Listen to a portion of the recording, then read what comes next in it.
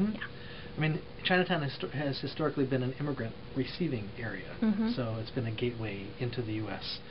For Chinese immigrants for many, many generations. So that's still a big part of what happens there.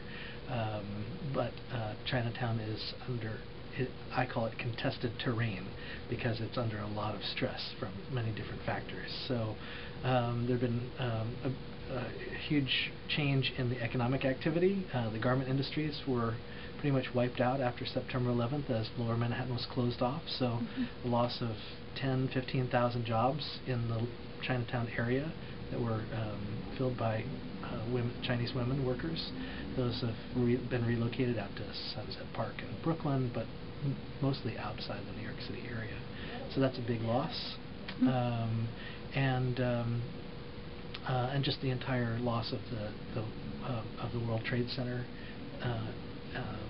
site has also reduced the number of people visiting Chinatown to eat.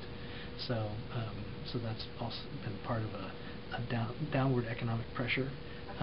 There's a big economic engine, which is the new immigrants who are creating a national network of restaurant industries all over the country. A national network of restaurants all over the country, and those immigrants are from Southeast China, an area called Fuzhou, and their economic activity is based around East Broadway, with about a couple dozen employment agencies, bus companies, all the immigrant services that you'd need for new immigrants, but also what you need to supply restaurants as well. So those are that's a dynamic industry, and then there's the tourism industry, which is really focused not on Chinatown itself, but on attracting people from outside. So part of the contestation is around the question of who is Chinatown for.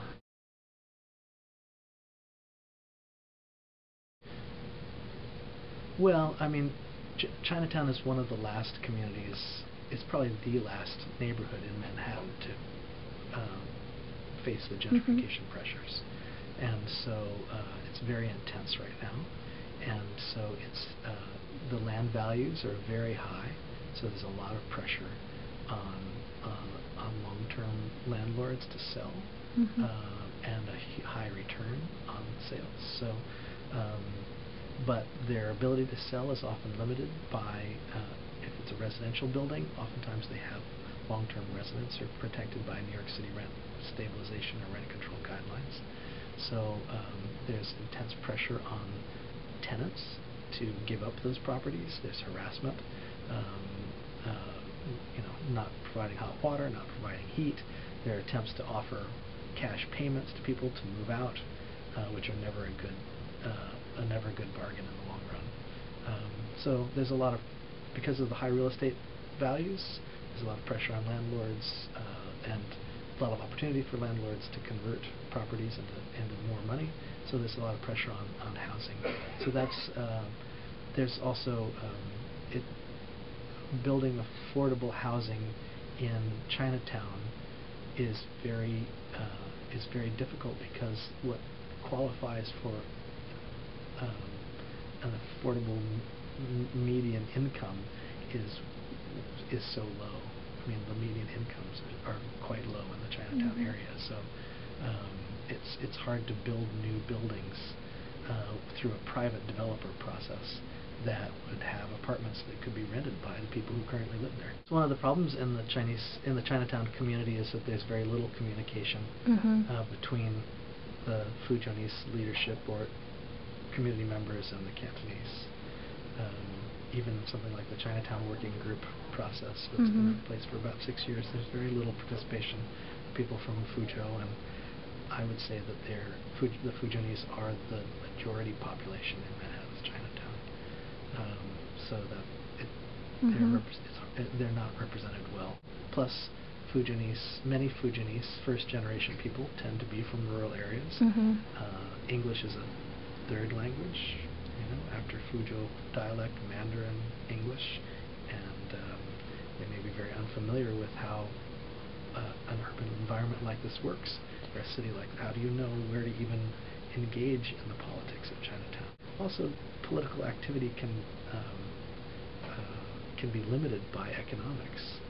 So if you don't have much money and you're spending 6 or 7 days a week working in a restaurant, it's hard to show up at a community board meeting or to make time for that. I don't consider gentrification a natural process. It's not a natural economic process. It is aided and abetted by city and state and federal policies that encourage change and economic upscaling. And so those same entities can be brought to bear on preserving moderate and affordable housing, providing the kind of services that are necessary for a working class community to exist. So there's also a very, very dynamic immigrant economic set of activities that is resisting this gentrification. So it's possible, but New York City is not designed to care for new immigrants. It's an economic the project of the city is about finance, insurance, real estate, and tourism. And so that's the contested terrain, because Chinatown is so close to all those major industries.